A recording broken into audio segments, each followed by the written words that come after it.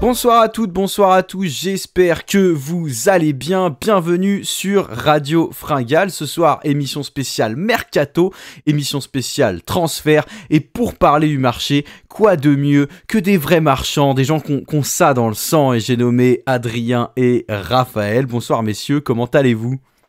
Salut la Torne, salut tout le monde. Bah écoute, ça va, on va aller faire notre petit marché là. Alors j'ai pas créé mon équipe virtuelle encore avec mes coureurs favoris comme quand j'étais gosse. Ouais. Mais là voilà, on va voir un petit peu à quel point ça a bougé et franchement c'est toujours. Moi je suis toujours impressionné par le nombre de transferts qu'il y a quoi. Il y en a vraiment pas mal à chaque fois, donc on va essayer de lister ça. On va pas pouvoir tous les faire non plus, hein, parce qu'on va pas vous tenir la grappe pendant 3 heures. Mais voilà, on va essayer de résumer un petit peu tout ça. Et toi, Raph ? Eh ben, salut la tante, salut Adri. J'ai un petit peu de temps à vous accorder ce soir entre deux fringales. Et quoi de mieux pour parler du mercato vélo que deux gros marchands de tapis comme vous. Ah, ça j'apprécie ça. Et ouais, il y a des trucs trop cool dans ce mercato, il y a des trucs qui me font beaucoup moins plaisir. Et en même temps, c'est toujours un moment important si on veut pouvoir pas être trop perdu au début de saison prochaine en se disant tiens, mais lui il est dans cette équipe là, mais c'est fou. C'est ça. Quoi, Quintana chez Bahreïn, mais qu'est-ce qui se passe ? Ouais, ce que j'aime bien, c'est m'imaginer les coureurs avec leur nouveau maillot. Tu sais, c'est toujours un truc. Ah ouais, il ressemble à ça dans son nouveau maillot, lui. Alors qu'il a la même carrure, la même gueule, mais je sais pas, il y a un truc. Ah ouais, tiens, ça lui va bien. Hein, ouais. Avec des maillots qui en plus risquent de changer d'une saison à l'autre, ça va être full surprise. Ouais. Ok messieurs, avant d'attaquer, petit instant auto-promo. Si vous nous découvrez, n'hésitez pas à vous abonner à la chaîne, ça fait toujours plaisir, ça nous soutient, c'est top. Et puis si vous nous découvrez ou que vous nous connaissez depuis un petit moment également, n'hésitez pas à nous rejoindre. On a créé notre association Radio Fringale. Si vous voulez soutenir le podcast et lui permettre de se développer, vous allez sur le lien Hello Asso qui est dans la description, vous nous rejoignez. Je vous rappelle que le pack adhésion t-shirt n'est disponible que jusqu'à début décembre, donc il va rester à partir du moment où l'émission va sortir qu'une grosse semaine, donc faudra pas hésiter à aller chercher son magnifique t-shirt Fringale au granon. Également, une petite explication sur l'adhésion. On a eu une question qui nous a été posée récemment. Alors, si vous décidez d'adhérer à Radio Fringale, soit vous voulez vous investir dans l'asso et auquel cas vous pouvez avec nous travailler sur le développement du podcast, soit vous avez juste envie de soutenir l'asso et clairement vous n'avez pas de temps à y consacrer, vous voulez juste profiter du Discord et éventuellement d'un magnifique t-shirt, et ben vous pouvez le faire aussi. Hein. Le fait d'adhérer, ça veut pas dire qu'il faut être sur le pont Radio Fringale et venir taffer comme on le fait nous pour développer le podcast. Ça peut juste être un petit soutien financier qui va nous permettre de nous développer. Donc surtout n'hésitez pas, et si vous avez des questions, vous pouvez nous les envoyer par mail ou en DM sur Instagram ou Facebook. Donc, faites-vous plaisir. Petit instant autopromo terminé. On passe du marché des associations au marché des transferts vélo. Messieurs, on va commencer par AG2R Citroën Team. Bon, au niveau des arrivées, comme l'a dit Adrien, on va pas faire coureur par coureur parce que sinon on va pas s'en sortir. On va parler des transferts qui nous ont marqués. Raphaël, Lilian Calmejane, il voulait changer d'équipe pour venir te challenger sur la planche des belles filles ou c'est comment ? Qu'est-ce qui s'est passé ? Vous vous êtes parlé ? Bah, je sais pas, hein, de Chambéry, il s'est sûrement pas trop rapproché en allant chez Intermarché en Belgique, hein, mais en tout cas, il change de domaine, il va passer à des côtes un peu plus raides et un peu plus courtes, donc peut-être qu'il pourrait me challenger sur la planche des belles filles. C'est vrai que ça fait... Bon, c'est pas un gros départ non plus pour AG2R. Hein. Lilian Calmejane faisait plus grand-chose depuis quelques années. Hein. Enfin, pas comme il l'avait fait en 2017, par exemple, sur le Tour de France. Hein, mais ça reste remarquable. À noter. Tout à fait. Également, on a un deuxième départ, c'est l'ami Champoussin qui s'en va. Et ça, c'est peut-être un peu plus une surprise. Ouais, ça, je pense que c'est plus... En tout cas, ça va être plus embêtant pour AG2R parce que Champoussin c'est un très bon grimpeur, il a gagné une belle étape de la Vuelta l'année dernière et je pense qu'il a encore une belle marge de progression, donc ouais, je pense que là plus que Calmejane qui à mon avis ça va peut-être lui faire du bien de changer d'équipe pour rebondir. Champoussin, on a l'impression qu'il continue de progresser, même si peut-être qu'on aurait pu en attendre un peu plus l'année dernière avec une victoire en grand tour l'année d'avant. Ouais, je pense que pour AG2R, surtout qu'on voit que les recrutements, c'est quand même des jeunes coureurs il n'y a pas de gros noms, pas de leader. Ouais, moi je trouve qu'ils sont pas forcément gagnants. Alors après, ils misent sur l'avenir. On a déjà vu des coureurs gagner. Enfin voilà, Bastien Tranchon, qui était stagiaire cet été, qui est une des recrues, a remporté une étape au Tour de Burgos dès sa première course. Donc c'est aussi prometteur. Mais je trouve que l'équipe AG2R pour l'instant, en tout cas, a pas forcément hyper bien réussi son mercato. On va vous parler en départ rapidement, mais sans vous dire l'équipe où il va, de Bobby Jungels, qui avait prévu de partir, qui misait tout cet été pour son gros contrat après être arrivé chez AG2R et ne pas avoir coché les cases qu'on attendait de lui suite à son gros recrutement. Bobby nous a fait un Tour de France de folie, il a eu son contrat, on vous parle juste après de l'équipe dans laquelle il est arrivé. Messieurs, on est bon pour AG2R ? Yes. On passe directement à Astana, a.k.a. la maison de retraite. Et quoi de mieux pour compléter sa maison de retraite que Luis León Sanchez en arrivée de la Bahreïn ? Ah bah si ça c'est pas de la grosse maison de retraite. Franchement, Astana, j'ai l'impression que le roster est de moins en moins intéressant année après année. Ouais, peut-être une petite descente en prévision là. Je sais pas, mais en tout cas... c'est même plus intéressant de regarder ce qui se passe dans cette équipe. C'est plus l'Astana des années Nibali. En tout cas, on vous parle de l'arrivée de Luis León Sanchez parce que c'est la seule grosse arrivée à noter dans l'équipe kazakh cette année. Ouais, non, c'est sûr que je suis assez d'accord avec ce que tu viens de dire, Raph. C'est pas de gros noms, pas très optimiste pour la saison 2023 d'Astana.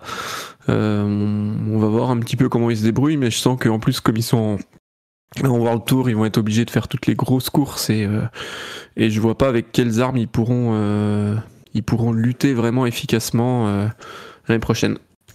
Au niveau des départs, bien évidemment, on a le départ de Vincenzo Nibali qui part à la retraite. Et puis, gros point d'interrogation sur Mikel André Lopez. Va-t-il rester ? Va-t-il partir ? Est-ce que vous avez un petit avis sur la question, messieurs ? Et est-ce que ça ferait du bien à l'équipe ou alors est-ce que ça la plongerait complètement dans le néant ? Ah, si Lopez il part de ton équipe, ça peut faire que du bien à mon avis. Ça c'est un avis personnel. C'est-à-dire que la cohésion d'équipe remonte à 90 automatiquement. Ouais, c'est ça.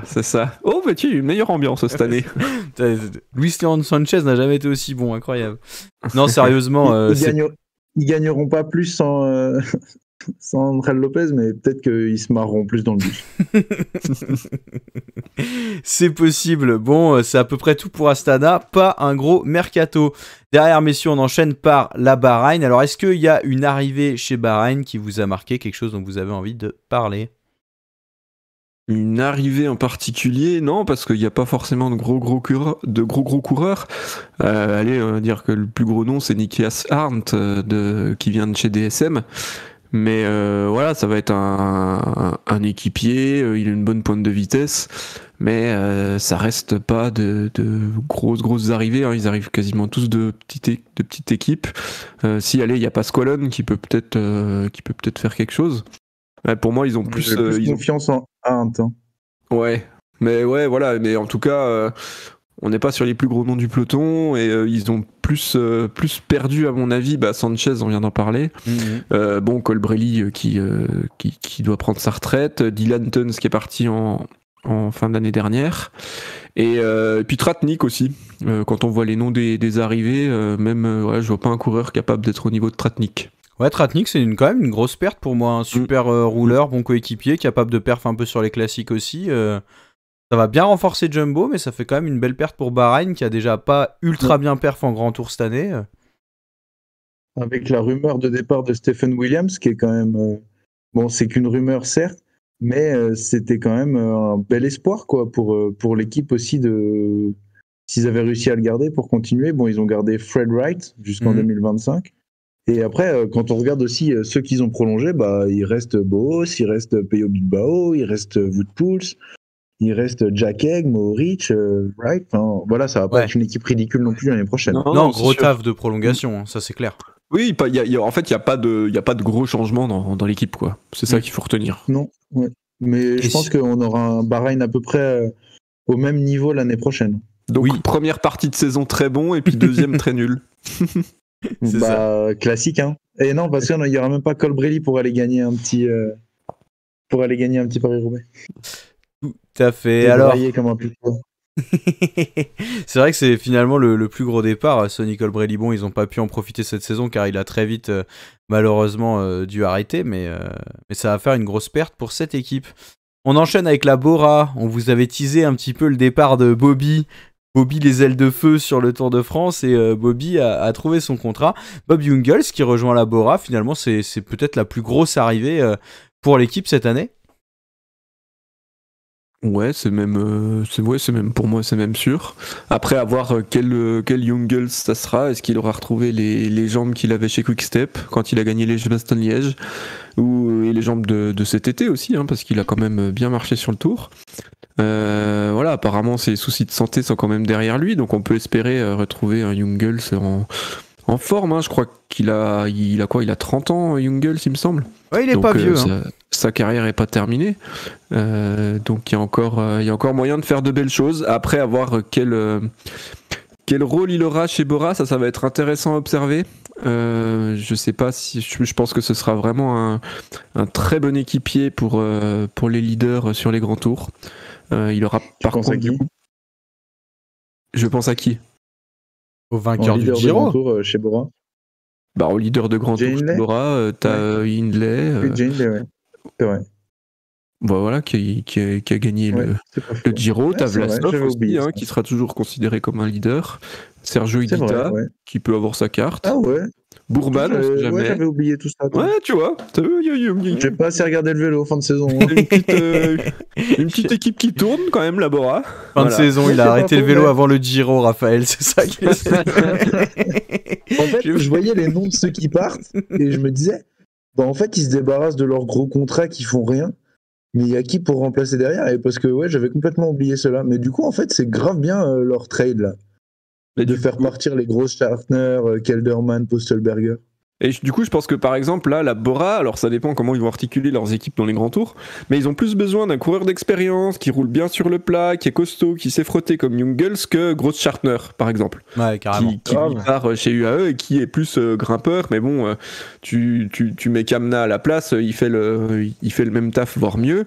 Donc, pour moi, des coureurs comme Jungels dans une équipe, ils sont plus importants et plus rares que des grimpeurs comme Gross Schartner, pour garder la comparaison. Ouais, bon, après, le départ de Kelderman, pour le coup, qui lui s'était un peu mué de plus en plus en équipier de luxe, ça va faire un... Autant pour Gross Schartner, je suis d'accord, autant Kelderman Jungels, je pense que je choisis Kelderman, perso. Hein. D'ailleurs, c'est je pense pour ça qu'il va chez Jumbo. Oui, mais ouais, c'est pas le même... C'est pas les mêmes profils de coureurs quand même. Et Jungels, Jungels en forme, il est capable de mettre des bons trains quand même quand ça monte un petit peu, ou du moins en début de... Alors c'est pas un grimpeur comme Kelderman, hein, c'est pas du tout ce que je suis en train de dire. Mais je trouve qu'un coureur comme Kelderman est plus facilement remplaçable. Ça veut pas dire qu'ils l'ont forcément remplacé, mais à mon avis, tu mets Kamna en équipier, il te fait à peu près le même taf que Kelderman. Kelderman, il va bien sur les parties un peu plus plates aussi, hein. Il est pas que juste grimpeur. Kamna aussi. Oui, Kamna aussi, mais je veux dire, tu vois, j'ai oublié son nom là, le mec qui était leader à l'époque avec Roglic chez la Jumbo là, qui était cette année aussi sur le Tour en capitaine de route. Dumoulin? Non. Gesing? Non. On va pas le trouver. Kruijswijk, merci. Et bah tu vois, je pense que Kelderman, il a totalement un profil à la Kruijswijk, peut-être moins fort, mais et du coup en allant chez Jumbo, il va peut-être compléter un peu ses failles, et c'est vraiment un gars qui va être, je pense, un équipier de ouf, quoi. Enfin, c'est un semi-leader normalement, et pour moi, ça reste quand même une perte pour Bora, et on les a vus, hein, les Kelderman sur le Giro, accompagner Jay Hindley, foutre le feu aux poudres, notamment dans la fameuse étape là qu'on n'attendait pas trop, qui finalement gagnée par Simon Yates, là où ça s'est attaqué quasiment toute l'étape avec la Bora qui roulait gros train. Ça va quand même être une perte, quoi. Et tu vois, Raph, tu disais que peut-être ils avaient fait un bon recrutement en enlevant leur gros contrat. Bah moi, je les vois plus perdants que gagnants sur ce mercato, la Bora. Avec le départ de Kelderman et Gross Schartner, pardon. Seul l'avenir nous le dira. Ouais, bien sûr. Un point de vue, Adrien, sur cette question de la Bora avant qu'on la clôture définitivement. Je sais pas s'ils seront tant perdant que ça. Kelderman, c'est sûr que c'était il était plus dans un rôle d'équipier, comme tu l'as dit. C'est un peu équipier pour équipier, donc c'est assez difficile d'évaluer ça. Je pense quand même qu'il y a des rôles un petit peu différents. Moi, je trouve que ça rééquilibre un peu mieux l'équipe. Voilà. Très bien, on va enchaîner sur la Cofidis. Bon, la Cofidis, messieurs, pas grand chose à dire. Est-ce que vous avez noté une grosse arrivée ou un gros départ ? Négatif. Non, il y a juste Guigui qui reste. Il y a juste Guigui qui reste. Oui, ils l'ont prolongé, Guillaume Martin. Bah, au moins jusqu'en 2024, quoi. Ouais, voilà. Bon, pour moi, il n'y a que ça à noter. Bon, c'est stable. Là, Cofidis. Stabilité. On passe chez Education First. Et là, pour le coup, les gars, il y a des choses à dire. Alors, pour le moment, il y a déjà 2 ex-Ineos qui arrivent. Peut-être un 3e, c'est dans les rumeurs, on va en parler. L'arrivée d'André Amador et de Richard Carapaz qui devrait déjà carrément changer un petit peu le visage de cette équipe dès le début de saison. Bah ouais, à 100%. C'est un Carapaz qui devait en avoir marre d'être semi-leader tout le temps, d'avoir tout le temps un Yates dans les pattes ou je sais pas quoi. Et du coup, qui vient prendre un rôle de leader à Education First. Et du coup, est-ce que Education First va être en passe de jouer les tout premiers rôles dans les grands tours l'année prochaine? Ça peut être le cas, ouais, avec Esteban Chavez qui prolonge, Rigo Uran qui prolonge aussi, du coup, plus en tant qu'équipier de Carapaz, je pense. Certainement, ouais. Ça peut y avoir du boulot de fait, ouais. Adrien, qu'est-ce que tu penses de cette situation ? Moi, je suis d'accord. Je pense que c'est un très bon recrutement pour IF. Carapaz, on l'a vu encore, hein, il est toujours capable de jouer la gagne sur les grands tours. Là, il va trouver je pense une équipe avec pas mal de Sud-Américains aussi. Donc, je pense que ça a dû beaucoup jouer aussi dans le fait d'aller là-bas. Mais quand il y va avec Amador, il y a Uran, tu l'as dit, Caicedo, Chavez. Franchement, il y a une belle équipe en montagne. Et puis des coureurs costauds pour accompagner aussi sur le plat. Et je pense vraiment que ouais, sur un grand tour, une équipe construite entièrement que Carapaz, ça aura de la gueule. Et ça peut vraiment faire mal. Voilà. Donc après. À voir comment est-ce que ça s'articule avec Uran aussi, parce que Uran c'est quand même pas un équipier de base, même s'il a 35 ans et que ses podiums sur les grands tours ils sont quand même assez loin maintenant. Je pense qu'il aura toujours un petit peu quelques ambitions personnelles. On l'a vu aller gagner une étape sur la Vuelta cette année, mais le fait qu'il, par exemple sur le Tour de France où il était assez loin, je pense que ça va faciliter la prise de pouvoir de Carapaz. Et alors je sais pas exactement à quel point Carapaz ou Uran s'entendent, mais peut-être que ce soit pour un collègue sud-américain, ça va être plus simple pour Uran de se mettre à la planche. En tout cas, vous me foutez pas Carapaz et Magnus sur le même tour, s'il vous plaît. Je souhaiterais gagner des points. Également, on a la potentielle arrivée de Narvaez qui pourrait être pas mal, notamment pour tout ce qui est classique. Ce serait une belle perte pour Ineos si ça se faisait définitivement. Ça serait une perte pour Ineos, ouais. Et oui, une bonne arrivée pour les classiques. Alors, c'est pas forcément le terrain de jeu de prédilection d'IF, même s'il y a des coureurs comme Bettiol. Alors, ça peut permettre d'avoir plusieurs armes. Ils seront sûrement outsiders. C'est même sûr sur les classiques. Mais c'est sûr que c'est un bon coureur et c'est aussi un excellent équipier. De toute façon, quand t'as été coureur chez Ineos, t'es forcément un excellent coéquipier. T'as fait tes gammes. Donc ça pourrait être aussi, hein, on parle au conditionnel, une bonne recrue.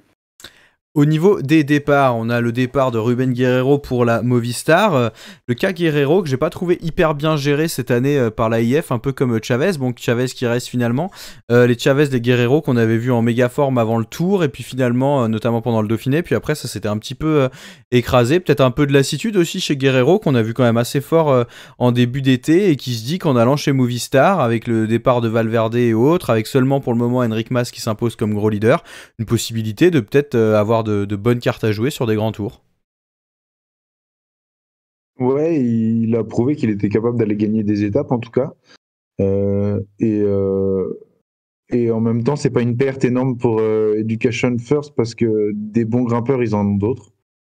Donc en fait, bon, c'est un très bon coureur, Guerrero, mais je suis pas sûr que ça fasse non plus de mal à Education First, et c'est pas plus mal pour lui non plus, qui avait l'air de stagner un peu dans cette équipe-là, de changer, d'aller chercher un air frais ailleurs.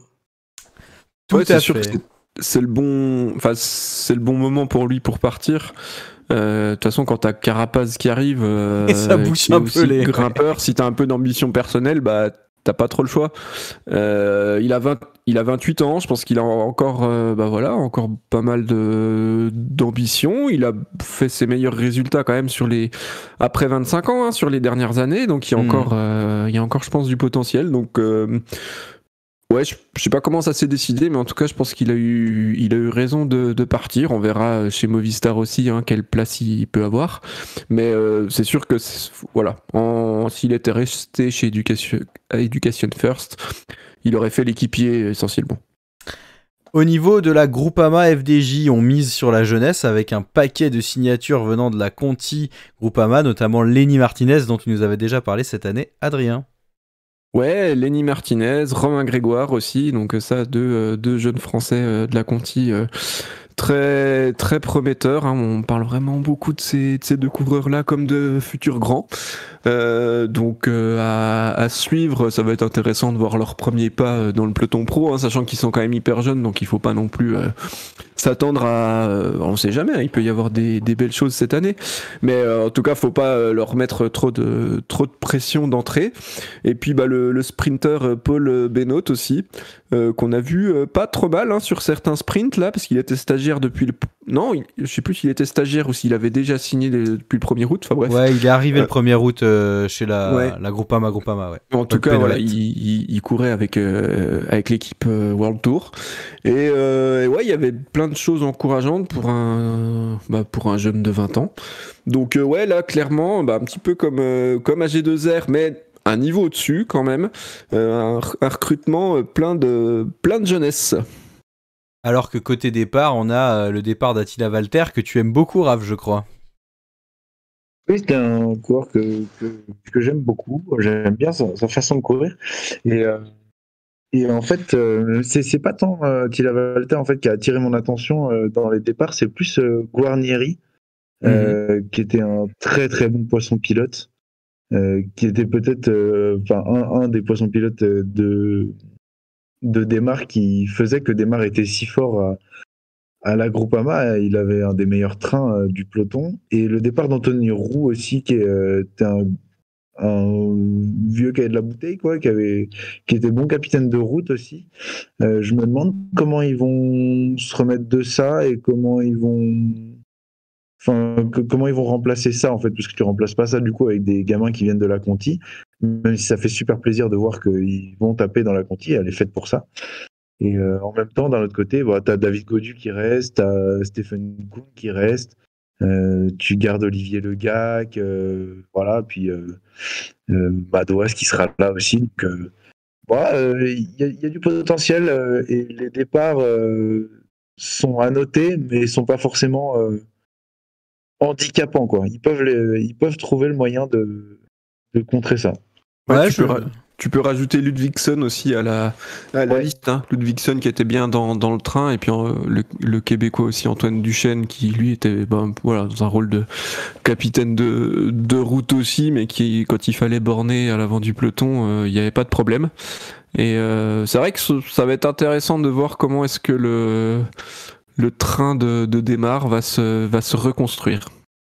Je trouve ça quand même un peu dommage, moi, le départ de Valter. Après, on peut pas garder tout le monde, et surtout si on fait signer des jeunes qui pourraient avoir des cartes à jouer en grand tour, pas tout de suite pour jouer des classements généraux, mais je sais pas, pour aller peut-être chercher une étape ou avoir les mains libres.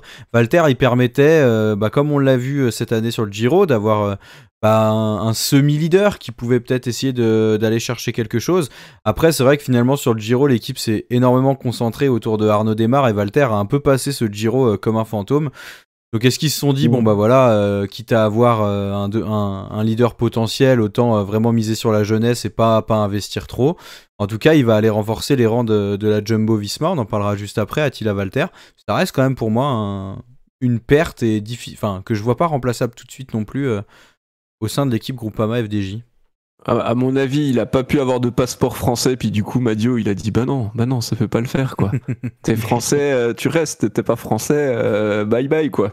Donc voilà, c'est tout. C'est le French flair. Non, blague mise à part. Après, ouais, c'est pas. Bon, on parlera de Jumbo tout à l'heure et des arrivées, mais c'est pas chez Jumbo je pense pas qu'il ait forcément un statut de leader ou de course protégée, de coureur protégé sur beaucoup de courses. Non, il aura un autre mot chez Jumbo qui commence par S et qui finit par R. Tu vois. Mais oui, c'est sûr que c'est une perte. Après, c'était pas non plus le meilleur coureur de l'équipe. Il a fait des beaux trucs cette année. Mais voilà, après, de toute façon, quand à un moment, tu peux pas prolonger tous tes coureurs non plus si tu recrutes à gauche. Là, clairement, l'accent il a été mis sur les coureurs de la Conti. Ouais, peut-être que Valter aussi, il avait pas forcément envie de prolonger l'aventure. Hein. Tout à fait. On enchaîne avec Ineos Grenadiers, on rentre dans les top équipes du World Tour. Alors, chez les arrivées, une grosse arrivée, c'est Thymen Arensman, coureur que tu apprécies également beaucoup, Raphaël, qui quitte la DSM et Romain Bardet. Ça, je suis pas sûr que ce soit tout à son avantage d'être parti chez Ineos. Hein. Pourquoi ? Franchement, il avait une belle place. Il avait une belle place chez DSM. Il avait une belle place aussi parce qu'il y avait Romain Bardet avec lui. Et quand on voit ce qu'ils ont fait autour des Alpes, mais c'était trop beau en fait. C'était génial et on voyait que si Romain Bardet a un coup de moins bien, Thymen Arensman peut faire le taf et vice versa. Ils s'entraidaient vachement bien.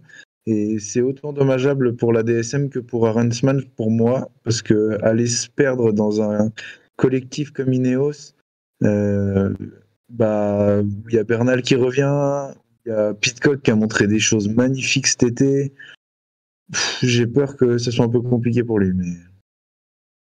Adri, qu'est-ce que tu penses de cette arrivée ? Je sais pas, moi je pense que c'est un coureur qui a le potentiel pour un moment être leader sur un grand tour chez Ineos. Faut pas oublier qu'il a que 22 ans, il a clairement explosé cette année. Et il n'y a pas de raison que sa progression elle se stoppe comme ça. Moi, c'est vraiment un des coureurs qui m'a le plus impressionné l'année dernière. En tout cas, parmi les jeunes coureurs, je l'ai vraiment trouvé fort. Et je pense qu'il pourra tirer son épingle du jeu et pourquoi pas partager un leadership sur un Giro par exemple. Et ça me surprendrait pas de le voir au leader. Enfin, je pense qu'on n'est pas sur le même profil que Pidcock non plus. Après ce sera tu t'en as parlé, Bernal, c'est sûr que pour l'instant c'est Bernal le leader. Geraint Thomas qui va peut-être aller sur le Giro, donc pourquoi pas l'accompagner là-bas et puis s'il y a un souci pour Thomas, prendre les rênes de l'équipe. Moi je le vois bien dans un rôle comme ça. Il va bien en chrono en plus, okay. Arensman. Le Giro, ça pourrait bien en chrono. Donc là, sur le Giro, tu vas avec Thomas et Arensman pour Ineos. T'as le podium en belle ligne dans ton viseur avec les deux coureurs, je pense. C'est pas faux, ouais. Dans la liste des départs, messieurs, alors là, pour le coup, moi j'ai l'impression que Ineos s'est vraiment fait dépouiller sur ce marché, parce que sur les arrivées, on a aussi le retour de Connor Swift, mais à part ça, pas grand monde forcément à souligner. Chez les départs, Richie Porte retraite, André Amador, on l'a dit, IF, Eddie Dunbar qui part chez la Bike Exchange, Dylan Van Barle qui part chez Jumbo Visma, pour moi une perte monumentale. Carapaz chez IF, on l'a vu. Adam Yates qui rejoint UAE. Et potentiellement, et là attention, alors Narvaez, on a vu, c'est une rumeur chez IF, c'est déjà dommageable. Mais grosse rumeur également de Carlos Rodriguez qui partirait chez Movistar. Et qui pour moi, si cette rumeur a été validée dans les jours ou semaines à venir, serait vraiment le point d'orgue d'un mercato dramatique pour Ineos. Ouais, alors tellement pas d'accord. il faut prendre avec des pincettes parce que Rodriguez a quand même encore une année de contrat. Ouais. L'année prochaine avec Ineos, on sait que c'est pas tout le temps que les coureurs se font racheter leur année de contrat et tout. Après, c'est possible, mais ouais, je sais pas si c'est encore vraiment d'actualité. Alors Raph, pourquoi pour toi ce ne serait pas un mercato dramatique? Et ben pour moi, ça n'a rien de dramatique parce qu'en fait, on a vu cette année Ineos un peu en chier et on s'est dit que c'était parce qu'ils étaient surbouchés de potentiels leaders et ils savaient plus quoi en foutre. Et en fait, pour moi, là, ils font vraiment du ménage. Alors, Dylan Van Baarle, ok, c'est une perte. Une grosse perte. Tu vas chez Jumbo en plus. Hein.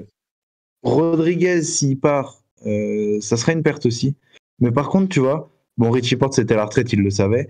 Richard Carapaz, pour moi, c'est pas forcément plus une perte que ça. Richard Carapaz va sûrement bien plus perdre avec IF qu'avec Ineos. Il s'entendait plus très bien avec le staff en plus. Adam Yates, pareil. Yates, c'était pas non plus. C'était un très bon équipier, mais du coup, il a pas forcément trop réussi son année en tant que sur les courses où il était leader. Et tu vois, faire du ménage comme ça chez les leaders, et ben en fait, ça permet d'en avoir au moins de savoir qui est leader et de moins s'en mêler les pinceaux comme ils l'ont fait cette année. Tu vois, sur certaines courses, ça sera Hayter, sur certaines courses, ça sera plus Bernal. Sur les classiques, on aura Pidcock, Katko, Ben Turner. Et sur les contre-la-montre, on aura un gros Ghana et puis peut-être Arensman qui pourra faire des choses avec Hayter aussi. Donc franchement, pour moi, à part Van Baarle et Rodriguez, c'est le jeu du mercato, quoi. Rodriguez qui pour le moment y est encore, mais moi ouais, je trouverais ça vraiment terrible parce que tu vois, même sur les classiques, on a vu quand même des coureurs qui étaient bien capables d'accompagner, enfin André Amador, même enfin, je sais pas, je trouve que c'est trop en fait. Enfin, si Rodriguez part pas, quand Connor Swift il va gagner Paris-Roubaix. Oui, non mais il dira pas la même chose. Si Rodriguez part pas, franchement, je me dis que c'est pas pire, tu vois. Mais si Rodriguez part, pour moi, c'est dramatique. Parce qu'en plus, Rodriguez jeune, potentiel de fou, enfin, tu vois, ce serait vraiment trop. Ouais, mais Ineos, ils ont quand même, dans leur philosophie, ambition de perf sur les 3 grands tours. Tu mets Arensman et Thomas, pardon, sur le Giro. À la limite, tu mets Bernal s'il est en jambes de retour sur le Tour de France. Et puis après, voilà quoi, t'as épuisé ton stock de gars qui peuvent potentiellement gagner des grands tours. Et bon, si tu gardes Rodriguez, la question se pose pas. Hein. Tu mets Rodriguez sur la Vuelta, en équipier sur le Tour et sur la Vuelta, t'es très très bien. Hein. Mais sinon, ça va faire un gros vide. Quoi. On va passer d'une équipe qui était capable de s'aligner sur tous les grands tours avec un potentiel vainqueur à une équipe qui va un peu plus galérer, quoi. Et du coup, je comprends pas non plus le départ de Van. De quoi ? Pidcock, il pourrait pas péter une Vuelta. Non, pas encore pour moi. Ouais, c'est trop prématuré de dire ça. On peut pas du tout savoir ce qu'il vaut. Enfin, ouais, il est pas encore en mode jouer un classement général sur un grand tour. Peut-être qu'il le fera un moment, hein, mais pour l'instant. En plus, on l'a vu gagner à l'Alpe, mais on l'a pas vu tartiner des monstres en montagne hein, le jour où il gagne à l'Alpe. Hein. Non, c'est sûr. Il s'est bien accroché en montagne. Il était dans le top 20 sur des étapes de montagne. Mais voilà, on a vu que la 3e semaine, elle a été très difficile pour lui. Ouais, Pidcock, je pense pas qu'il. Enfin, en tout cas, Ineos, ils vont pas mettre Pidcock en leader sur un grand tour, quoi. Ou alors c'est que ce grand tour-là, ils en ont un peu rien à secouer. Ou alors c'est que Rodriguez est parti. Ou alors c'est que Rodriguez est parti et que sur la Vuelta, tout le monde est cramé et que plus personne veut le faire. Mais c'est vrai que sur Rodriguez, voilà, où c'est toujours des rumeurs, hein, on le rappelle, si jamais il est amené à partir, ce sera quand même une perte importante. Hein. On a 21 ans, là il a fait 5e du Tour de Lombardie, donc on s'est dit ah bah tiens en plus il peut être super bon sur les classiques, sur les courses longues, il a été vraiment impressionnant cette année et puis depuis le début de l'année aussi. Ouais, clairement des coureurs comme ça qui partent de ton équipe, non c'est pas cool. Et à la limite tu peux tu peux te dire qu'il est remplacé par Arensman éventuellement, mais il y a d'autres. Enfin voilà, Arensman, il remplace pas Carapaz, Yates, Rodriguez et compagnie. Par contre, je suis aussi d'accord avec toi, Raph, dans le sens où, comme on l'a dit, il y avait beaucoup de leaders sur des courses et ils savaient pas trop. T'avais l'impression qu'ils savaient pas trop quoi en faire. Ça, peut-être qu'ils ont essayé de repenser aussi l'équipe d'une manière générale plutôt que de prendre des individualités en se disant ah bah lui il y a un potentiel pour faire ça et qu'ils ont un petit peu plus pensé en tant qu'équipe et c'est ça qui peut être intéressant, voilà, même si on parlera je pense plus de Van Barle quand on abordera la Jumbo, mais ça fait mal quand même. On peut enchaîner sur l'équipe suivante, Intermarché ou Antigobert. Alors là, pour le coup, on va pas tout détailler parce qu'il y a 50 mecs qui arrivent, 50 mecs qui partent. Dans les mecs qui arrivent, on l'a dit, Lilian Calmejane. Une pas mauvaise équipe du coup pour Lilian Calmejane. Moi, je me dis, c'est un mec qui a besoin de se relancer. On sait que chez l'Intermarché ou Antigobert, il y a pas mal de liberté sur les courses. Il va pouvoir faire son baroudeur sans trop de pression.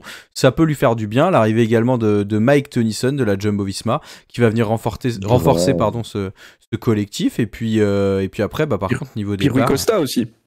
Rui Costa. Oui, tout à fait. Quand même, ancien champion du monde. C'est vrai. Plus sur la pente descendante quand même. Oui, sur la pente descendante, mais un bon capitaine de route quand t'as une équipe jeune comme ça, c'est pas mal. Et surtout quand t'as un Jan Hirt. Ah non, qui part, pardon. Oui, il part, Jan Hirt. Non, t'inquiète. Et du coup, au niveau des départs, les gars, Quinten Hermans et Jan Hirt, moi, extrêmement dégoûté pour Quinten Hermans, et Jan Hirt qui revenait bien et qui s'en va aussi. Je suis un peu déçu pour Intermarché parce que je trouvais que c'était très bien en fait ce côté. On a du Quinten Hermans, on a du. Oh putain, j'ai pas de cerveau ce soir. Girmay, pardon.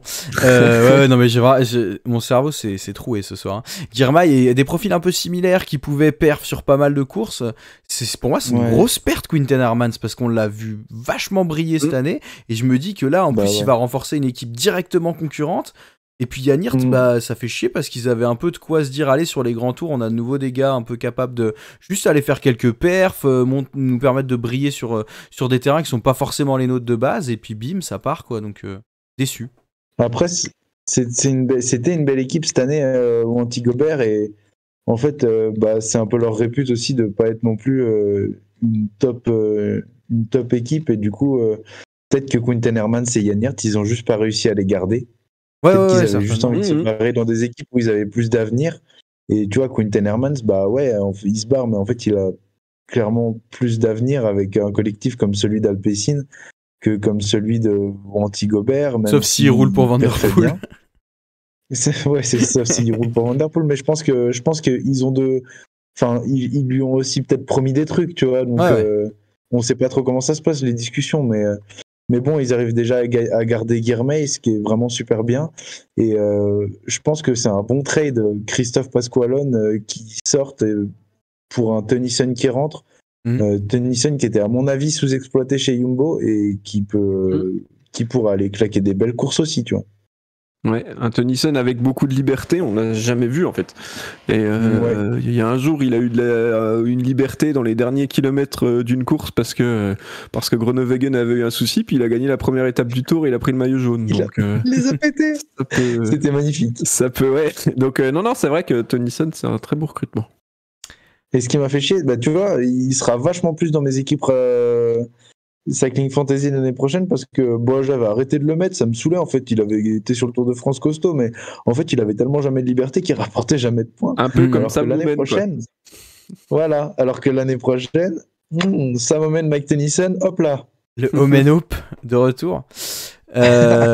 Très bien, messieurs. On passe à Israël Première Tech, quelques arrivées également, notamment celle de Dylan Teuns qui est arrivée cette année, qui a bien aidé Israël à rester en World Tour pour la saison prochaine.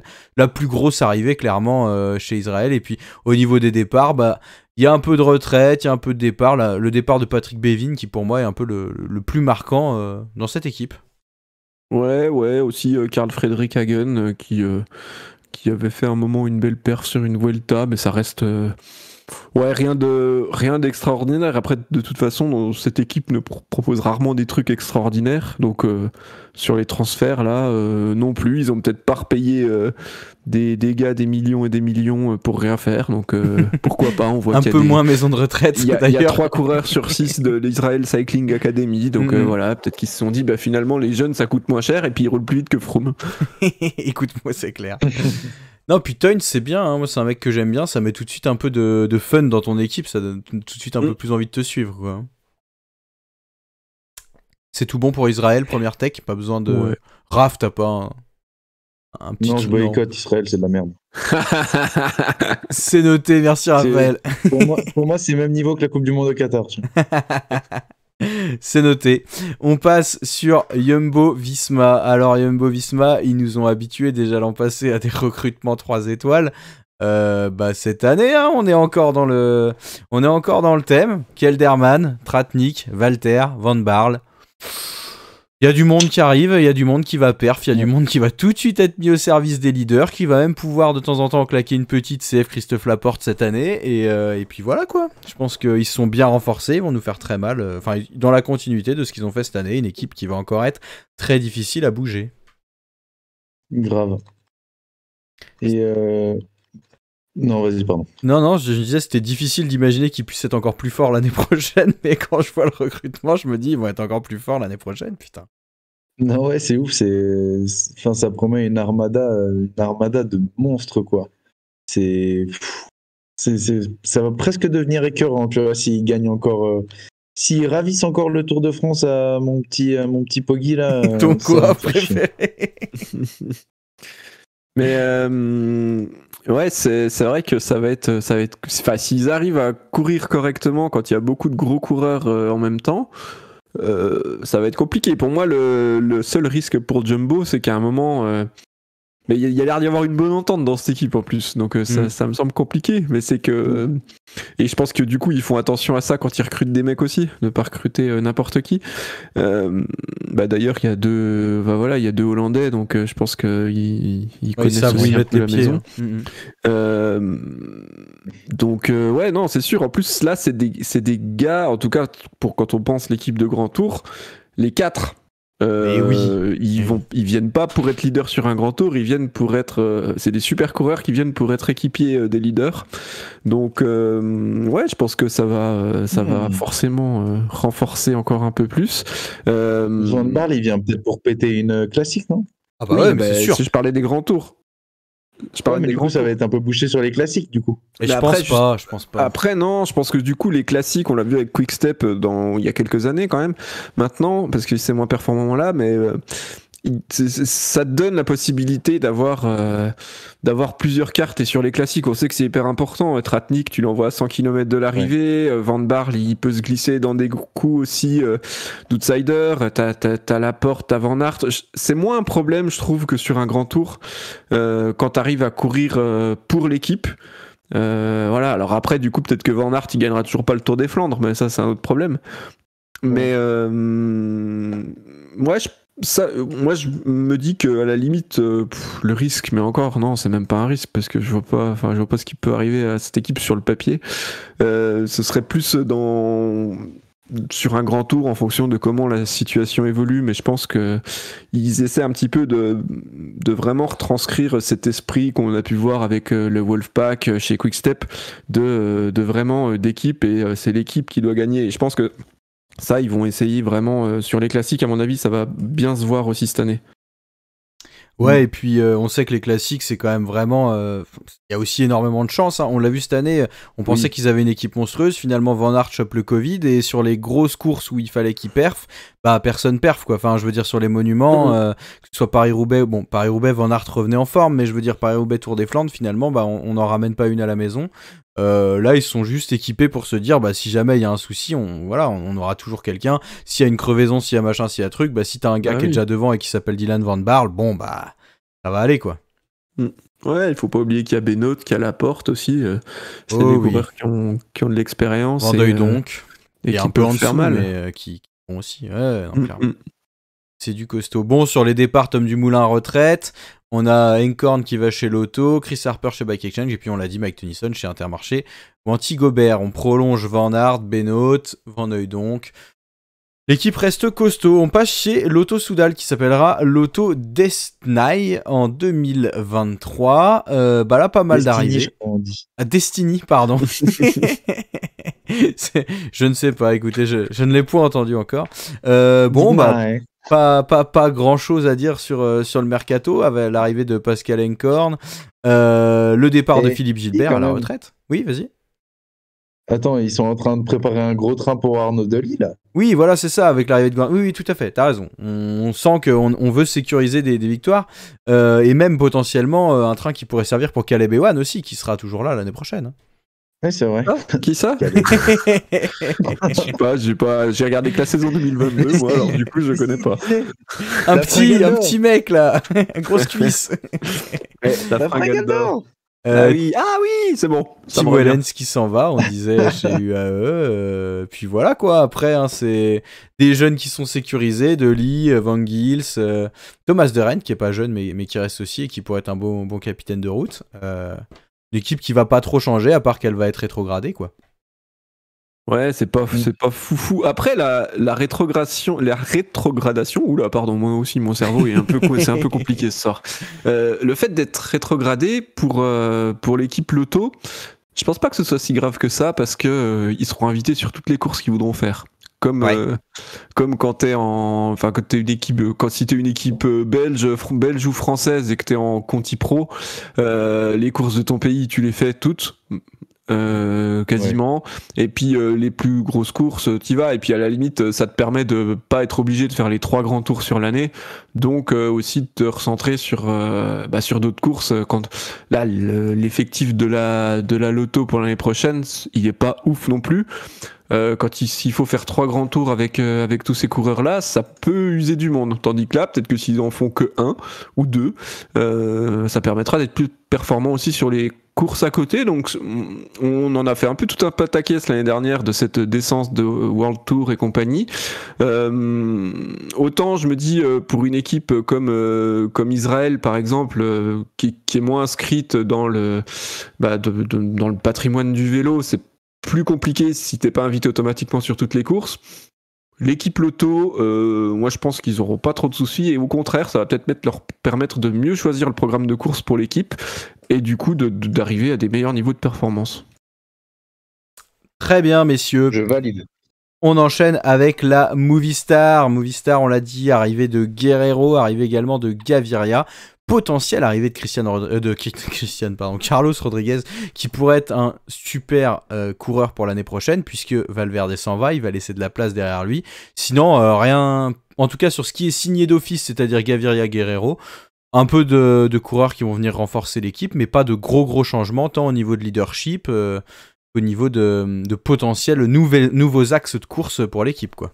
De toute façon, rien ne pourra jamais remplacer Valverde, hein, donc voilà, à partir de là. Carlos Rodriguez, s'il vient, ça pourrait être un bon début. Valverde. On en reparlera quand il aura gagné 3 grands tours, le petit Carlos, les gars. Je suis curieux de voir Gaviria, quand même. Il pourra faire peut-être un petit peu mieux que...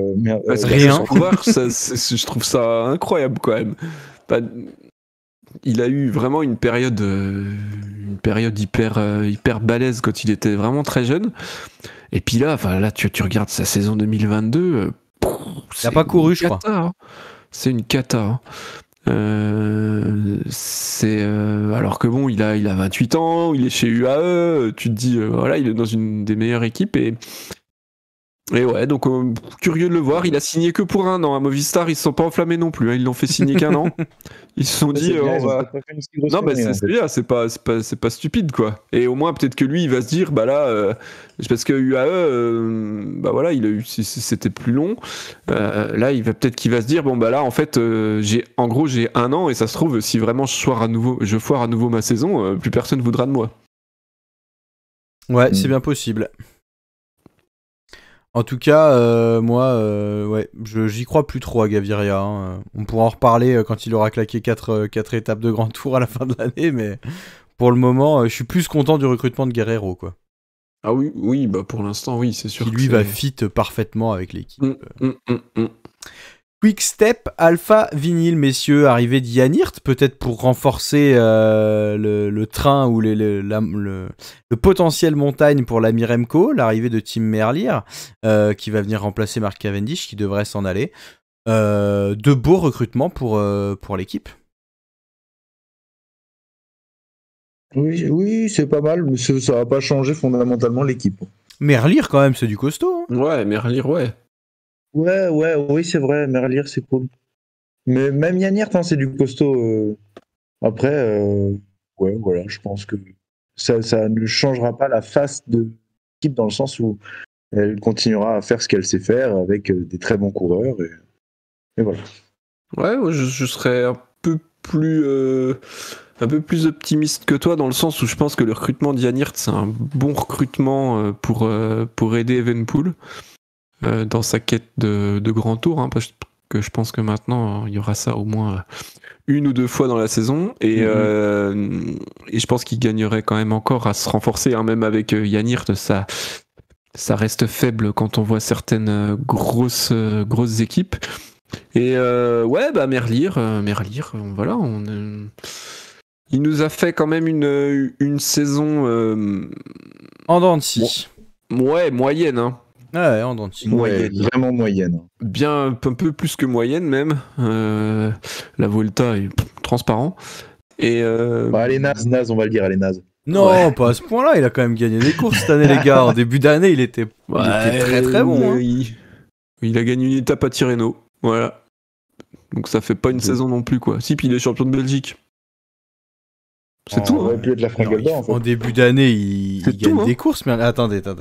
Je vous laisse débattre et je vous dis ce qu'il a gagné après.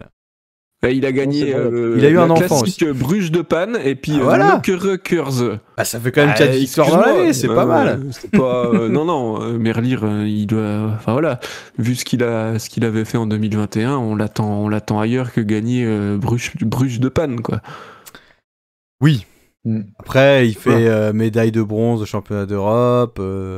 C'est vrai que c'est pas sa meilleure saison, mais moi je la trouve pas complètement claquée au sol non plus. Et je pense que chez Quick-Step Alpha Vinyl, qui s'appellera d'ailleurs Soudal Quick-Step bientôt. Oui, et puis on sait que Quick-Step arrive toujours à retransformer des coureurs et notamment les sprinters aussi, hein, grâce à leur train de ce sprinters. Train magnifique. Qui est quand même toujours extraordinaire. Donc on va voir comment ça va s'articuler, mais le train, enfin il y a des départs, mais le train il va pas changer beaucoup. On change juste le dernier étage et finalement c'est peut-être ça qui est le moins perturbant pour un train certaines fois. Oui, puis là Merlier pour Cavendish, moi je le fais le changement, y a pas de souci. Oh bah oui, t'es gagnant. Pas de souci. Très bien. Chez la team Bike Exchange, messieurs, beaucoup d'arrivées. Pour le coup, l'année dernière, c'était pas le cas. On se demandait même si l'équipe allait continuer. Ils sont tous restés en Australie après le mondial. Ouais, c'est fou. Hein. Du Dunbar, du Harper, Postelberger, Stibar, Zana, enfin, c'est la folie. Mais moi, c'est dans les départs que je vois un gros problème pour Bike Exchange, c'est qu'ils perdent Caden Groves, qui part chez Alpecin de Koenig, finalement remplacé Merlier, ni plus ni moins, c'est la valse des sprinters. Et on en avait parlé juste avant la Vuelta. Pour moi, il a clairement confirmé pendant la Vuelta, c'est un sprinter d'avenir, le pli Caden. Et je trouve ça très dommage pour la team Bike Exchange, qui aurait pu avoir autre chose à jouer que des fringales sur les grands tours avec l'ami Simon. Et voilà, Caden Groves, grosse perte pour l'équipe, pas vraiment remplacé en plus quand je vois le recrutement, donc voilà, peut-être qu'ils se sont dit on n'est pas fait pour les sprints, je sais pas, on n'a pas envie d'assumer ça, donc ciao Caden, mais moi je suis un peu déçu finalement. Ah, t'es déçu parce que c'est un de tes coureurs préférés. Mon poulain. Voilà, c'est ça. Je l'ai trouvé, il jouait au bord d'un étang comme ça, je lui ai dit fais du vélo, il a gagné une étape sur la Vuelta, magnifique. Voilà, après, je pense que surtout sur les sprints, ils ont décidé de donner la priorité à Dylan Groenewegen. Donc à partir de là, pour Caden Groves, c'était il peut pas faire les 3 tours, Dylan, l'ami Dylan. Ouais, mais ils ont pas forcément envie de consacrer aussi. Peut-être que Groves, il a dit moi maintenant, j'ai fait mes preuves, je veux un train pour moi. Comme il y a un train pour Groenewegen, tu peux pas faire ça avec les mêmes coureurs. Et puis peut-être, hein, j'en sais rien, mais peut-être que Bike Exchange, ils ont dit bon bah tu sais quoi, Salut. non, celle-là tes exigences pour 2023, c'est pas possible, donc on fait autrement. Hein. Possible. C'est pas stupide non plus comme choix. Non. Ça aurait été une plus grosse perte de laisser Groenewegen pour miser sur Groves, ça aurait été beaucoup plus risqué. Ah ouais, ah bah tu vois, je suis pas sûr. Moi je l'aurais fait, j'aurais suivi ça. Bah, on en reparlera quand Caden Groves il va le taper sur tous les sprints en ligne l'année prochaine. Groves, là, il t'a vraiment tapé dans l'œil. Hein. Mec, c'est l'avenir du sprint. Alors que Groenewegen c'était la renaissance cette année. On sait que les renaissances ça dure jamais très longtemps. Bah, il a fait une bien meilleure saison que Bernier en tout cas. Hein. C'est vrai. Caden Groves, il va finir deuxième tous les jours derrière Arnaud Delis. Peut-être, mais du coup il sera quand même devant Groenewegen les gars. Ok, je crois que c'est tout bon pour la Bike Exchange ou est-ce que vous avez un petit truc à rajouter? Il y a beaucoup de monde, mais pas grand-chose qui fait battre nos petits cœurs. Alors la team DSM, bah, on l'a dit, hein, DSM, chaque année ils perdent des gens. Bah, ils sont restés dans le même esprit. Ils ont recruté du monde aussi cette année, mais ils perdent des grands noms. L'année dernière, on était là, Benoît s'en va, oh là là, qu'est-ce qui va se passer? Romain Bardet de plus en plus seul. Il lui avait trouvé un copain qui s'appelait Tim Arensman, il l'enlève. Soren Kragh Andersen s'en va aussi. De moins, c'est compliqué, Team DSM. Hein. Ouais, moi je trouve que c'est compliqué, surtout que, on a parlé d'Arensman, hein, grosse perte. Mais par contre, dans les recrues, voilà. Honnêtement, il y en a plus que je connais pas que coureurs que je connais. Voilà. Il y en a beaucoup du team DSM développement, hein, donc ça on voit que c'est la mode pour beaucoup. Il y a même un gars du Conti FDJ. Mais ouais, parce que quand même Soren Kragh Andersen qui part, Dens et Arndt c'est des bons capitaines de route. Kragh Andersen, tu l'as dit, en retraite. Casper Pedersen. Ouais, non, c'est pour moi, ils perdent beaucoup cet hiver. Raph, Romain Bardet esselé, Romain Bardet seul contre tous. Romain Bardet pas esselé parce que Harm Vanhoekke c'est quand même un bon grimpeur et un bon capitaine de route, je trouve. Patrick Bevin, il a de la bouteille aussi. Il a montré qu'il pouvait bien grimper aussi. Bon, pas forcément hyper régulier, mais il pouvait bien grimper. Donc il sera pas forcément aussi bien accompagné que l'année dernière avec Arensman, Kragh Andersen, c'est vrai. Après, ils peuvent quand même faire des trucs, mais c'est vrai que c'est pas cette année que Romain Bardet va gagner un grand tour. Aïe, non, tu peux pas dire ça, Raphaël. C'est la Vuelta pour Romain Bardet. Quand ils auront fait un recrutement de fou, qu'ils auront fait revenir Arensman. Ah ouais. Mercato hivernal, ouais. Ok, Trek Segafredo maintenant, messieurs. Et moi je suis bien content de l'arrivée de Thibaut Nys chez Trek Segafredo. Là, on le voit perf cyclocross après cyclocross. Je me dis s'il peut nous faire une belle percée comme tous ces mecs qui fonctionnent bien en cyclocross et être bon sur les classiques. Là, je lui vois un bel avenir. Puis je suis content que Tesfazion vienne aussi. Je pense que ça va venir renforcer une équipe qui tourne déjà pas trop mal sur les classiques. Donc, ouais. Non, Tesfazion, putain, gros grimpeur, hein. Attention. Il a été très en vue. Bon, c'était le Tour de Turquie, je crois, où il fait péter quand même quelques étapes. Non, il a de l'avenir, ce gamin. Tesfazion, il est jeune. Hein. Oui, c'est pour ça, les deux, vraiment, c'était pas des blagues. Hein, c'était pas de l'ironie. Hein, Raph, je suis vraiment ravi de ces deux recrutements. Non, je sais, je confirme, mais je vois que tu l'avais surligné. Tesfazion, pour moi, c'est un bon recrutement. Ils perdent quand même un bon capitaine de route qui était quand même une figure de l'équipe. Enfin, moi, en tout cas, je le voyais comme une figure de l'équipe. C'était Brambilla. Un vieux qui savait rouler et qui savait faire rouler les autres aussi. Et puis, Moschetti qui avait déjà perf un peu sur des sprints. Bon, c'est pas des grosses pertes non plus. Mais ouais, à voir. Moi, j'aime bien cette équipe Trek Segafredo. De toute façon, ils ont toujours des bons coureurs sans forcément avoir les plus gros noms. Tu vois, il y a Skelmos qui reste, il y a Mats Pedersen qui reste, il y a Stuyven Mollema. Ouais, j'aime bien cette équipe. Ouais, ils arrivent toujours à se débrouiller. Je trouve que c'est intelligent comme recrutement. Ils n'ont pas voulu non plus recruter beaucoup de coureurs. Ils n'ont pas eu besoin, en tout cas. Et ouais, c'est pas des non tonitruants, mais ils ont misé sur l'avenir, sur des coureurs qui ont déjà brillé ailleurs. Ils perdent pas grand monde non plus. Donc voilà, dans la continuité. On enchaîne avec... Non, encore un mot sur la Trek ou... Non, c'est bon. Non, tout bon. Bon, en tout cas, je suis hyper content de voir Thibaut Nice arriver. J'ai hâte de le suivre cette année et de le mettre instantanément dans mes compos Cycling Fantasy.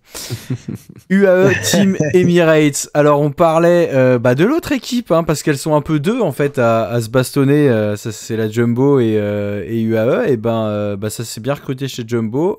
Que dire du recrutement du UAE? Il fallait renforcer un petit peu en montagne. On s'est dit que c'était peut-être un peu léger. On récupère du gros Schartner, on récupère du Vine, on récupère du Yates. Et on perd vraiment pas grand-chose au niveau des départs. Recrutement 4 étoiles aussi chez UAE qui devrait permettre à Pogacar d'être peut-être un peu moins esselé si la Jumbo décide de lui faire des sales coups, et potentiellement aussi à d'autres leaders d'être encore mieux entourés sur d'autres grands tours. Donc... là aussi, en tout cas, il y avait des failles qui ont été exposées cette année. Pour moi, on a commencé à mettre des mecs en face des failles pour les boucher, quoi. Ouais, c'est sûr, c'est ciblé. Je trouve que c'est... Enfin, pour moi, Gross Schartner, c'est très bon comme recrutement. Vine aussi, parce qu'on a vu ce qu'il a fait sur la Vuelta, et je pense qu'il y a encore un potentiel à exploiter. Et puis, hâte de voir Yates courir avec Pogacar. Franchement... vraiment, parce que Yates, on l'a rarement vu se mettre vraiment à la planche pour quelqu'un d'autre. Ça va même quand il le devait. Même quand il était un peu obligé. Donc là, soit ils lui ont dit, tu feras d'autres courses, soit ils lui ont dit, là mon gars, tu t'as pas le choix parce que c'est Poggi, et donc tu fais le taf pour lui. Mais c'est comme tu l'as dit, c'est les failles. Et puis sur les départs, effectivement, les coureurs qui partent, on avait oublié qu'ils étaient dans l'équipe, presque. Non, sauf Rui Costa qui était quand même, mais Rui Costa, il est quand même en fin de carrière, donc c'est pas, il faut le remplacer aussi à un moment. Donc bien efficace. Ils ont voulu assurer le coup pour Ayuso quand même. Ils voulaient pas le perdre. Signé jusqu'en 2028. Oui, je crois que c'est celui qui a le contrat le plus long en termes de... C'est bien, il va signer jusqu'à la fin de sa carrière. Oui, c'est exactement ça. On va quand même. Il sera directeur sportif à l'issue de 2028. Non, mais Domen Novak aussi, c'est cool, un petit Slovène là qui va venir jouer avec Pogacar, ça va renforcer aussi. Non, c'est et puis comme tu disais, du coup, je pense qu'Ayuso qui va être aussi bien accompagné, et puis tous les autres darons sont prolongés. McNulty, Maika, Bjerg, Oliveira. Il y a pas de Bjerg, un daron. Oui, non. Maintenant, oui. Tu sais, il a 24 ans, c'est vieux 24 ans, Raph. Ah oui. Chez UAE, oui. Par rapport aux autres, un petit peu. Non, c'est vrai, je m'enflamme un peu sur Bjerg, mais plus dans le sens où c'est un mec qui va rouler, quoi. Ouais, c'est ça, c'est des coureurs qui font partie de l'ossature de l'équipe, c'est ça. Ça va pas donner sa part au chien, quoi. Quand il faudra appuyer sur les pédales, il sera là. L'ami Bjerg, très bien. 2020, que dis-je, Alpecin Phoenix qui s'appelle Alpecin de Koenig. Très belle arrivée d'un jeune coureur, Caden Groves, est-ce que je vous en ai parlé? Oui, merci. Alors, est-ce que Caden va pouvoir détrôner ton moustachu préféré? Non, déjà parce qu'on le voit que dans des sprints, Caden. Par contre, Quinten Hermans, sur le long terme, ça, on sait jamais. Mais moi, je trouve beau recrutement pour Alpecin de Koenig, là. Des mecs qui vont venir tout de suite renforcer là où il y a besoin. Merlier s'en va, on recrute un sprinter jeune pour compléter. Quinten Hermans qui vient pour les classiques. On sait que chez Alpecin, on aime bien les jouer. Et puis là, on a un gars qui va peut-être amener... peut-être un peu différent de Mathieu Van Der Poel, même s'il joue quand même sur des terrains similaires, mais pour compléter. Et puis peut-être... on sait qu'il est peut-être à peine meilleur en grimpe, Quinten Hermans. Et puis Søren Kragh Andersen, qu'on présente plus, même si ça a été un peu moins bien ces dernières saisons. Un mec qui peut rouler, qui peut aider, qui va mettre des relais, qui va protéger. Je pense que c'est un très bon recrutement. Puis au niveau des départs, on l'a dit, Merlier qui s'en va, Jevine qui s'en va. Mais finalement, Jevine, qu'est-ce qu'il avait à faire chez Alpecin sur le long terme? En fait, il abandonne la montagne, quoi. Oui, clairement. fini De la toute façon, montagne. ça n'a jamais été un objectif pour Alpecin. C'est une équipe de classique. Ils font les sprints, mais voilà, clairement, Jevine et Alpecin, on sait que ça a commencé parce que Jevine a eu son contrat avec Swift, la Zwift Academy, et que bah voilà, ça l'a lancé. Mais clairement, pour s'épanouir en montagne et en grand tour, bah voilà, il fallait Il sera mieux là-bas, ouais. qu'il aille ailleurs, il sera mieux dans une autre équipe, et je pense que bah voilà, au bout d'un moment il allait coûter trop cher pour Alpecin voilà, donc ils ont eu raison, Alpecin aussi, de voilà, je sais pas s'ils ont insisté ou quoi, mais moi je pense que pour la physionomie de leur équipe, il valait mieux recruter Søren Kragh Andersen que essayer à tout prix de garder Jevine. Voilà, donc c'est bien, ouais, c'est des bons choix. Raph, satisfait de voir ton coureur préféré si bien entouré? Oui. Mathieu Van Der Poel va pouvoir encore faire du gros boulot. Parfait. Mon petit Mathieu. Il nous reste 3 équipes, messieurs. Arkea Samsic, arrivée de Clément Champousset. À part ça, pas grand chose à dire. David Decker, moi t'es où? Ça va, ouais? je noterais David Decker. Quoi? Bah ouais, j'allais le dire. Ok, Ouais. David Decker, ouais, d'accord. Quand même, sprinter. Enfin, pour moi, c'est un très bon recrutement, ça. C'est méga chaud, mais moi, David Decker, il m'enflamme pas plus que ça. Hein. Bah, je pense qu'il y a un bon potentiel sur voilà, au niveau du sprint. Donc Parce que je suis en train de regarder les courses qu'il a gagnées, à part en 2019. Bah ouais, parce qu'il était chez Jumbo Visma, Ouais. et en fait, quand il a été aligné un peu, c'était l'UAE Tour, je crois, en 2000. Et vu qu'il y a un train de 20. ouf chez Arkea, c'est sûr qu'il va perdre tout de suite, c'est ça que vous êtes en train de... Non, mais il n'y aura pas forcément de grosses gênes pour lui. Et non, pour moi. C'est Boigny qui va l'emmener. Bon recrutement. Bon David courage, Decker, je trouve aussi. David. Non, ouais, je trouve que c'est le genre de recrutement où une équipe comme Arkea, bah, tu peux pas forcément te payer les meilleurs du monde, et t'es obligé de faire un peu des coups comme ça. Et je pense que pour moi, Decker, c'est pas con. Voilà. Moi, je crois que les mecs d'Arkea, ils se sont trompés. Ils ont vu C. Rodriguez, ils ont fait on prend, mais ils ont pas récupéré le bon C. Rodriguez, malheureusement. Ils pensent avoir Carlos, ils ont eu Christian. Pas de chance. Christian, ouais. Il avait fait un beau truc, Christian Rodriguez, non? Il avait pas gagné une étape de grand tour, un truc comme ça? À l'époque, il a gagné le Tour du Rwanda, mais... Non, il a... Non, il a été en vue sur quelque chose. Bon, il a été meilleur grimpeur du Tour du Pays Basque. Pas mal. Tout. Voilà, au Mont Ventoux Dénivelé Challenge, il avait fait un top 10 aussi. Le Tour du Rwanda. Mais c'est pas là-bas qu'on voit les plus grands. Ok.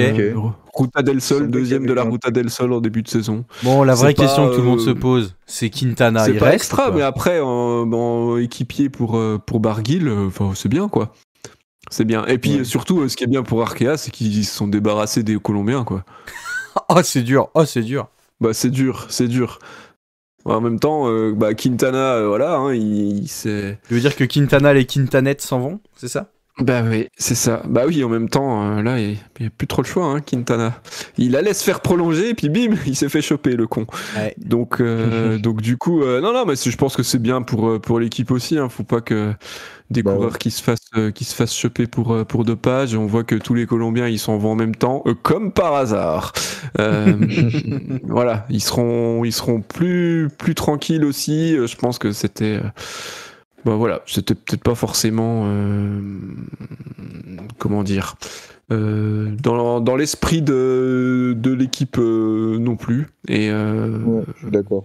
Et que du coup c'est bien. En tout cas, quand j'ai vu qu'ils partaient tous, voilà, je me suis dit c'est cool, tu recrutes Champoussin, Decker, et du coup et Mathis Lebert, c'est cool aussi ça. Mathis Lebert, il y a eu une émission sur lui il y a pas si longtemps. C'est un bel espoir aussi du cyclisme français, un peu comme les gars de la Conti qu'on a cités tout à l'heure. Comment il s'appelait déjà? Romain Grégoire, là. Romain Grégoire. Et Lenny Martinez. Tu vois, pour moi, c'est dans la même trempe, ça. Ok. Oui, c'est ça. Ils ont recruté des jeunes aussi, donc non, c'est bien. Hein. Il faut pas oublier que c'est pas une équipe World Tour. Enfin, si, c'est une équipe. Ils sont World Tour, ils sont montés. Je sais plus. Oui, si, ils Ouais. sont World Tour pour l'année prochaine. Mais ça reste une équipe qui est pas majeure dans le peloton, donc voilà, c'est pas mal. Messieurs, la question suivante pour l'équipe suivante. Est-ce que l'équipe suivante sera toujours là l'année prochaine, BNB Hotel KTM là? Eh bah écoute, peut-être que quand l'émission sortira, On il y aura aura la réponse. une réponse, parce qu'il me semble que Pinot avait donné comme deadline le 22 novembre. Ah, Donc c'est demain au jour où on enregistre, hein, on est le 21 là. l'émission devrait sortir mercredi. Pour annoncer des éventuels sponsors. Je prends un risque, hein, parce que peut-être qu'il va annoncer un sponsor demain et que quand les gens écouteront, bah, il y aura un sponsor, mais moi j'y crois pas du tout. N'hésitez pas à séquencer ce moment. Tu couperas, hein, sinon. Mais non, j'y crois pas du tout. Je sens que c'est un peu du bluff. Il avait annoncé un truc avec la ville de Paris cet été, et puis en fait, il y a rien eu. On a un peu l'impression que c'est du flan. Et j'ai pas l'impression que ça soit comme Jean-René Bernaudot, qui nous l'a fait un peu à chaque fois quand il a plus de sponsors, ou il lance un peu un signe d'alerte, c'est la catastrophe et machin, mais tu sens qu'il y a un truc, et là, pour le coup, ça a pas l'air... voilà, moi je suis pas hyper optimiste, malheureusement, pour tous les coureurs et pour tout le staff qui risque de se retrouver sans contrat. Et je pense qu'il n'y a pas non plus des masses de coureurs qui vont pouvoir retrouver une équipe maintenant, si jamais ça foire. Donc je leur souhaite pas du tout. Mais... Comment ? Pache. Ouais, mais il est plus. Hein, il est chez parti, Groupama. il est chez Ah, il est Groupama. parti. Ah oui, c'est vrai, oui. Ah oui, pardon. T'as vraiment arrêté la dernière, saison ouais. très tôt, toi, c'est pas possible. Oh, mais Pierrot. Ouais, mais Pierre Roland, il peut retrouver une équipe parce qu'il s'appelle Pierre Roland. Axel Parce qu'il Laurence, attaque. je pense que voilà, tout le monde a vu le beau potentiel qu'il avait cette année. Il pourra retrouver une équipe. Franck Bonamour aussi. Faudrait faire une émission. Où voyez-vous Pierre Roland? Trouvez-leur une équipe. Non mais Faites une place pour Roland. c'est ça. Faut qu'on fasse ça. Hein. Et voilà, sinon, je pense qu'il y a il y a des coureurs pour qui ça risque d'être compliqué. Donc voilà. Mais après, peut-être que tout ceci sera coupé parce qu'il y aura un énorme sponsor annoncé. Je laisse tout. Je laisse tout dans l'émission. Tout ce qui a été Oui, dit je sera... Prends des risques. C'est beau. Pour terminer, messieurs, Total Direct Energy. Total Energy qui faisait un petit peu l'année dernière la une avec le recrutement 4 étoiles de Peter Sagan. Il y a un Sagan qui part à la retraite cette année, mais c'est pas le bon, je crois. À part non, ça, est-ce que vous avez des choses à dire sur le recrutement des coureurs que vous voyez perf de ouf l'année prochaine? Non. C'est dit. Merci, Pierre bonne Latour, soirée. en fin de N'hésitez contrat. pas. De quoi? Pierre Latour en fin de contrat, ça j'ai noté. Il est pas prolongé du coup? Est-ce qu'il va re-signer? Ben je sais pas encore. D'accord. Ah oui, c'est mis Pierre Latour point Pour moi, d'interrogation. il est l'année prochaine encore, hein, Pierre Latour. Non mais c'est vrai que Bah, sur le pour tableau moi, c'est il mis était- comme Burgodo point d'interrogation à la suite, en effet. Bah moi, Il était en fin de contrat cette année là, fin de saison, fin de contrat. pour moi, enfin en tout cas là, quand j'ai regardé, Burgodo et Latour ont un contrat en 2023 chez Total Energy. Ah bah potentiellement Ok, re-signé d'accord. alors. Ce serait surprenant que les deux coureurs soient sans Mhm. contrat quand même. C'est vrai. Eux qui ont Sachant quand même que tout pas le trop monde est mal quasi perf cette année. prolongé ou a une Ouais. nouvelle équipe. Peter Sagan Mhm. prolongé 1 an également. Magnifique. Bonus. Oh là. Il a Quelle pas belle réussi à affaire. faire re-signer toutes les Saganettes, mais c'est pas grave. Ah ouais, t'as raison, ouais. Ok, bah très bien messieurs, je crois qu'on a fait le tour. Une belle émission comme on les aime, on a passé l'heure, sinon c'est pas vraiment une émission de Radio Fringale, on va pas se mentir. Selon vous, pour terminer juste comme ça, quelle est l'équipe gagnante et l'équipe perdante de ce mercato, Adrien? Oh.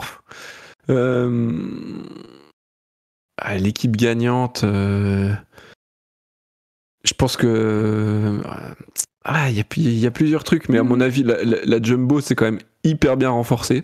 Ok. Et sur un recrutement d'équipiers dans l'optique des grands tours, donc ça renforce le top niveau. L'équipe perdante, quelle équipe il pourrait y avoir de vraiment perdante? Pas d'équipe perdante? Non, j'arrive pas à voir vraiment Ok. une équipe Non, mais c'est où bien. je me dis soit c'est pas ouf, mais tu t'attendais pas à des trucs de dingue. Soit ouais, non, rien de particulier. Raph? Bah, équipe gagnante Yumbo, hein, évidemment. Enfin voilà, ils ont fait dans la continuité, c'était les meilleurs, ils font le meilleur recrutement. Ça va être dur de rivaliser avec eux l'année prochaine, même si UAE fait un bon recrutement aussi. Mais pour moi, le recrutement le plus 5 étoiles, c'est Yumbo. Et celui qui est un peu foiré, pareil, je sais pas trop, Astana peut-être. Mais bon, on en attendait pas beaucoup mieux. Bah, s'ils réussissent à virer Miguel André Lopez, c'est un recrutement qu'un mercato 5 étoiles. Bien joué, les gars. C'est ça. Et si, peut-être DSM. Ah, peut-être DSM putain, avec le tu départ me les d'Arensman. voles. Tu me les voles, quoi. Et C'est pas puis, grave. par contre, l'équipe que j'ai envie de voir l'année prochaine, perf, et que, enfin, j'ai hâte de voir ce que ça va donner, c'est IF. Ok. C'est vrai qu'IF, recrutement assez excitant, on est d'accord. Mm. Pour ma part, messieurs, et bien évidemment, équipe perdante DSM. Hein. DSM, ils avaient déjà pas grand monde. Ça fait 2 ans qu'on voit tout le monde partir. Et là, putain, t'as Rensman, semi-pépite. Faut tout faire pour le coffrer, ce mec. Bah non, il s'en va. Et t'arrives même à perdre Søren Kragh Andersen. Enfin, bref, voilà. Et équipe gagnante, bah pour moi, c'est Alpecin de Koenig. Hein, parce que quand on recrute Kaiden Groves, les gars, il troll jusqu'au bout. Il l'a fait. Non, en vrai, par contre, je suis vraiment excité du recrutement d'Alpecin. J'ai trop hâte de voir Parce qu'il y a Quinten Hermans. Hermans. En fait, Bah tu vas avoir ouais, Hermans mais et Groves dans la même équipe. mais Là, t'es tout tellement. fou. Et Søren Kragh Andersen, je l'aime Ouais. bien aussi. En plus, Là, il ouais. a fait la sieste pendant 2 ans. Là, il va se réveiller. Il va revenir comme en 2019. Vous allez rien comprendre. Non, mais voilà. Je suis content du recrutement d'Alpecin. Et je pense que pour les équipes de classique, c'est celle qui s'est le mieux renforcée. Même encore mieux que Jumbo, à la limite, tu vois. Donc, voilà. Ouais, C'est d'accord. tout pour moi. Eh bien écoutez messieurs, merci pour cette magnifique émission. Eh ben merci. On a été long, voilà. Mais je pense que de toute Il y avait façon, des choses à dire, il y avait des trucs à dire. Il y a tellement de transferts dans tous les sens que voilà. Ah bah ça, je l'avais dit au début, vous êtes des marchands de tapis. Et encore, c'est pas nous qui... On devrait en faire une pré-transfert l'année prochaine. Et vous le voyez où celui-là? Et alors là par contre, émission de 4h30, tu connais. Voilà. Ça sort les binous, ça se met dans le canapé. C'est pas prêt de s'arrêter. Très bien. Et ben, si vous nous découvrez, comme j'ai dit en début d'émission, et que vous êtes encore là à la fin de l'émission, n'hésitez pas à vous abonner à la chaîne. Ça nous ferait énormément plaisir. Là, si on pouvait tranquillement passer les 700 abonnés sur YouTube, ce serait pépite.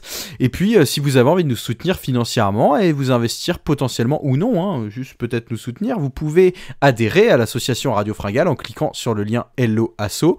On donnera le bilan aux adhérents de ce qu'a donné cette campagne d'adhésion lorsqu'elle sera terminée. Et puis, n'oubliez pas, si vous voulez adhérer et que vous voulez ce magnifique t-shirt Fringale au granon, il faut que ce soit avant le 1er décembre, enfin, jusqu'au 1er décembre inclus, donc on vous attend nombreux. En attendant, prenez soin de vous, l'hiver est là, pensez à vous alimenter because la fringale guette, et puis bonne soirée à toutes et à tous, et salut messieurs. Salut à tous, bonne soirée, ciao ciao. Ciao les copains, ça faisait trop plaisir d'être avec vous ce soir. Allez, Romain Bardet.